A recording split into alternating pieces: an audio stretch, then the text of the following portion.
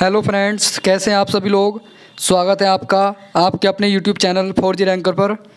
दोस्तों, आज मैं लेकर आया हूं लेखपाल भर्ती परीक्षा के लिए जीके के और ग्रामीण परिवेश के इम्पोर्टेंट क्वेश्चंस जो आपके एग्ज़ाम के लिए इम्पोर्टेंट हैं। तो वीडियो शुरू से लेकर आखिर तक देखिए।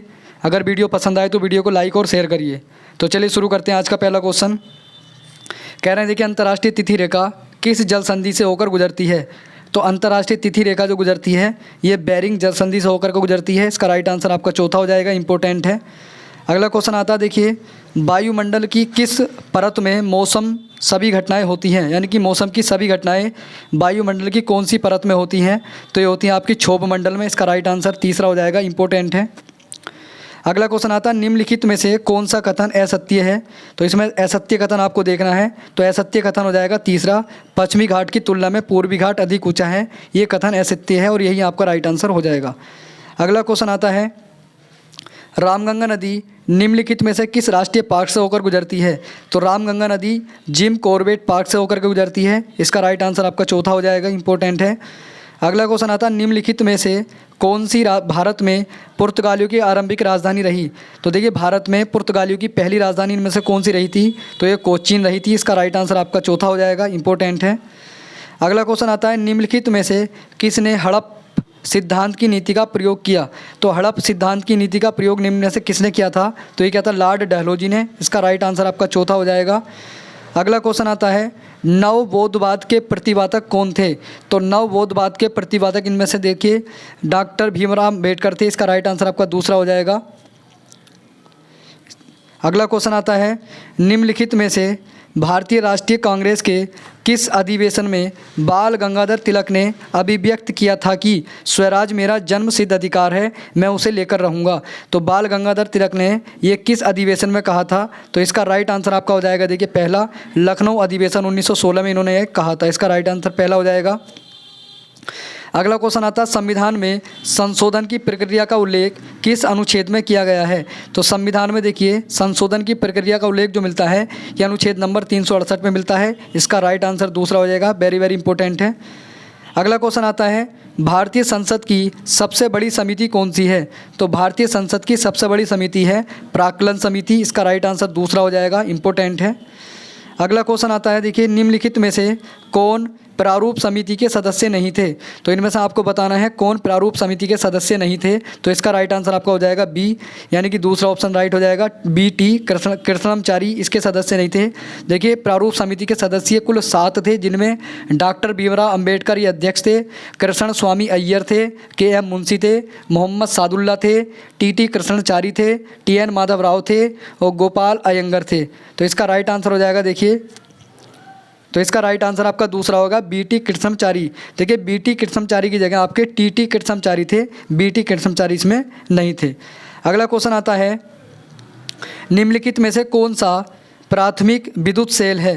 तो इसमें से प्राथमिक विद्युत सेल आपको छांटना है। तो इसका राइट आंसर हो जाएगा चौथा, उपयुक्त सभी ये प्राथमिक सेल हैं। डैनियम सेल भी, लेकलांची सेल भी और शुष्क सेल, ये सब प्राथमिक विद्युत सेल के उदाहरण हैं। अगला क्वेश्चन आता है, जीरोपथैलेमिया रोग निम्नलिखित में से किस विटामिन की कमी से होता है। तो ये रोग आपका जीरोपथैलेमिया जो रोग है ये होता है आपका, देखिए, विटामिन ए की कमी से। इसका राइट आंसर आपका चौथा हो जाएगा, इंपॉर्टेंट है। अगला क्वेश्चन आता है, निम्नलिखित में से कौन से प्राथमिक रंग हैं। तो प्राथमिक रंग आपको इसमें देखने हैं। तो ये चौथा राइट आंसर हो जाएगा, लाल, नीला, हरा, ये प्राथमिक रंग होते हैं। अगला क्वेश्चन आता है, निम्नलिखित में से किस किरण की आयनन क्षमता सबसे अधिक होती है। तो इनमें से आपको बताना है किस किरण की आयनन क्षमता सबसे अधिक होती है। तो ये होती है आपकी, देखिए, अल्फा किरण की। इसका राइट आंसर ए हो जाएगा, इंपॉर्टेंट है। अगला क्वेश्चन है, MS एक्सेल में बनाई गई फाइल बाय डिफ़ॉल्ट कहाँ पर सेव होती है। तो MS एक्सेल पर बनाई गई फाइल जो है ये कहाँ पर सेव होती है आपको बताना है। तो ये आपकी जो सेव होती है ये माई डॉक्यूमेंट में सेव होती है। इसका राइट आंसर पहला हो जाएगा, इंपॉर्टेंट है। अगला क्वेश्चन आता है, MS पावर पॉइंट में नई स्लाइड को प्रविष्ट के लिए शॉर्टकट की कौन सी है। तो देखिए, MS पावर पॉइंट में नई स्लाइड के लिए जो शॉर्टकट की आती है ये आती है, देखिए, कंट्रोल+M, ये शॉर्टकट की है। इसका राइट आंसर आपका चौथा हो जाएगा। अगला क्वेश्चन आता है, जो प्रिंटर छपाई करते समय अक्षर के आकार में स्याही के स्याही को फुहारे के रूप में फेंकता है जिससे अक्षर प्रिंट होते हैं उसे कहा जाता है? तो ऐसा प्रिंटर कहलाता है आपका इंकजेट प्रिंटर। इसका राइट आंसर दूसरा हो जाएगा, वेरी वेरी इंपॉर्टेंट है। अगला क्वेश्चन आता है, अमृत ग्रैंड चैलेंज प्रोग्राम जन केयर का संबंध किस मंत्रालय से है? तो इसका संबंध आता है देखिए विज्ञान एवं प्रौद्योगिकी मंत्रालय, यानी कि इसका राइट आंसर आपका चौथा हो जाएगा, वेरी वेरी इंपॉर्टेंट है। अगला क्वेश्चन आता है, हाल ही में भारत के 71वें ग्रैंड मास्टर कौन बने हैं? तो 71वें ग्रैंड मास्टर जो बने हैं ये बने आपके संकल्प गुप्ता। इसका राइट आंसर दूसरा हो जाएगा, इंपॉर्टेंट है। अगला क्वेश्चन आता है देखिए, स्वच्छ भारत मिशन 20 शहरी का लक्ष्य है। तो स्वच्छ भारत मिशन 20 का लक्ष्य आता है आपका दूसरा। देखिए इसका राइट आंसर आपका दूसरा हो जाएगा, कचरा मुक्त या गार्बेज फ्री शहर इसका लक्ष्य है। अगला क्वेश्चन आता है, बेरोजगारी के किस रूप में रोजगाररत लोगों की सीमांत उत्पादकता शून्य होती है? तो इसका राइट आंसर आपका दूसरा हो जाएगा, प्रच्छन्न बेरोजगारी, या इसको अदृश्य बेरोजगारी भी कहा जाता है। अगला क्वेश्चन आता है, प्रधानमंत्री शहरी आवास योजना में केंद्र व राज्य सरकार की क्रमशः कितने प्रतिशत भागीदारी होती है? तो प्रधानमंत्री शहरी आवास योजना में केंद्र और राज्य का इसमें अनुपात बताना है। तो इसमें आपका देखिए चौथा राइट सही हो जाएगा, चौथा आंसर सही हो जाएगा। 60:40 के अनुपात में जो है पैसे का बंटवारा करते हैं, पैसे लगाते हैं। अगला क्वेश्चन आता है, उत्तर प्रदेश में कृषि विभाग की स्थापना कब की गई थी? तो उत्तर प्रदेश में कृषि विभाग की स्थापना 1 मई 1920 को की गई थी। इसका राइट आंसर पहला हो जाएगा, वेरी वेरी इंपॉर्टेंट है। अगला क्वेश्चन आता है, उत्तर प्रदेश को कितने जलवायु प्रदेशों में बांटा गया है? तो उत्तर प्रदेश में कुल जलवायु की संख्या आपको बतानी है। तो उत्तर प्रदेश में कुल जलवायु आते हैं, कृषि जलवायु 9 आते हैं। इसका राइट आंसर दूसरा हो जाएगा, वेरी वेरी इंपॉर्टेंट है। अगला क्वेश्चन आता है देखिए, निम्नलिखित में से किस योजना के माध्यम से उन सभी बच्चों की मदद की जाएगी जिनके माता पिता की मृत्यु कोरोना संक्रमण के कारण हुई है? तो इसका राइट आंसर पहला हो जाएगा, उत्तर प्रदेश मुख्यमंत्री बाल सेवा योजना के अंतर्गत उनको लाभ दिया जाएगा। अगला क्वेश्चन आता है देखिए, इसमें मिलान करना है। अगला है, निम्नलिखित में से किस योजना के शुभारंभ के समय प्रधानमंत्री नरेंद्र मोदी ने स्वास्थ्य धारा खेत हरा का नारा दिया है? तो देखिए स्वास्थ्य धारा खेत हरा का नारा जो दिया है ये दिया है आपका, देखिए इसका राइट आंसर तीसरा हो जाएगा, मृदा स्वास्थ्य कार्ड योजना के तहत ये नारा आपका दिया गया है। अगला क्वेश्चन आता है, निम्नलिखित में से उत्तर प्रदेश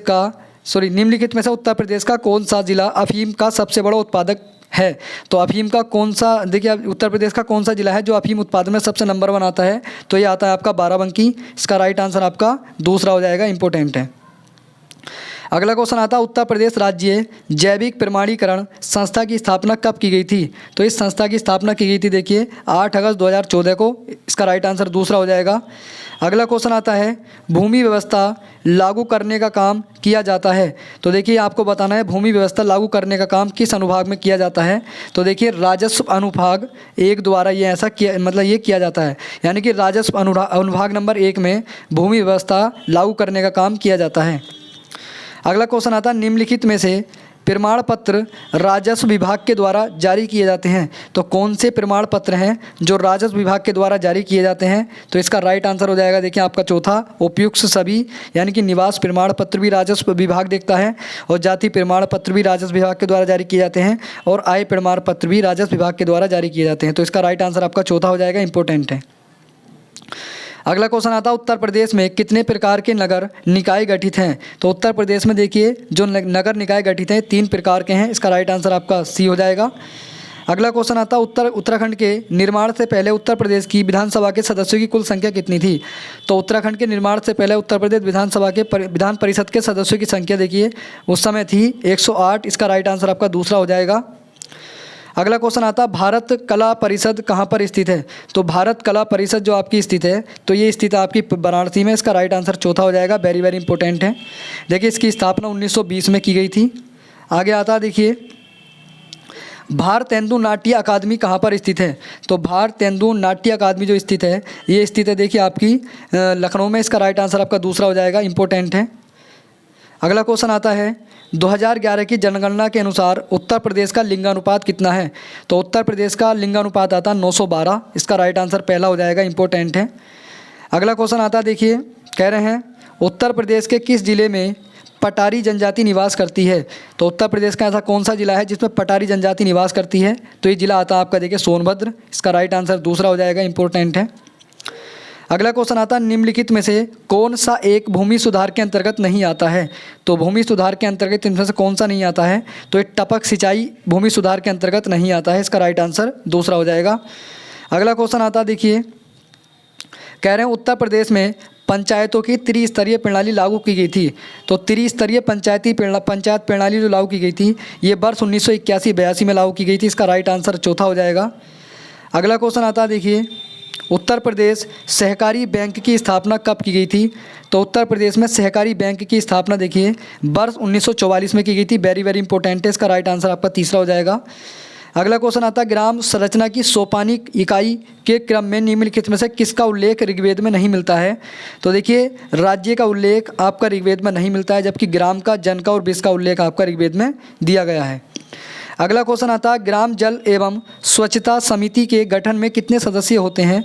तो देखिए इस समिति में होते हैं आपके 6 से 12 सदस्य। इसका राइट आंसर आपका चौथा हो जाएगा। अगला क्वेश्चन आता है, देखिए इस वीडियो का लास्ट क्वेश्चन है। कह रहे हैं 2011 की जनगणना के अनुसार कौन सा स्थान ग्रामीण क्षेत्र की श्रेणी में आता है। तो 2011 की जनगणना के अनुसार कौन सा स्थान है जो ग्रामीण क्षेत्र की श्रेणी में आता है। तो ये आपका चौथा आता है। देखिए इसका राइट आंसर आपका चौथा हो जाएगा, 1 और 3, यानी कि जिसकी आबादी 5000 से कम हो और देखिए जिसके कामकाजी पुरुषों की संख्या 25% खेतीबाड़ी के काम में लगा हो, वो आपका जो है देखिए ग्रामीण क्षेत्र की श्रेणी में आता है। तो दोस्तों ये था वीडियो का लास्ट क्वेश्चन। अगर वीडियो पसंद आई हो तो वीडियो को लाइक करें और यदि आपने चैनल सब्सक्राइब नहीं किया है तो चैनल को भी सब्सक्राइब कर दें। चलिए मिलते हैं अगली वीडियो में। धन्यवाद।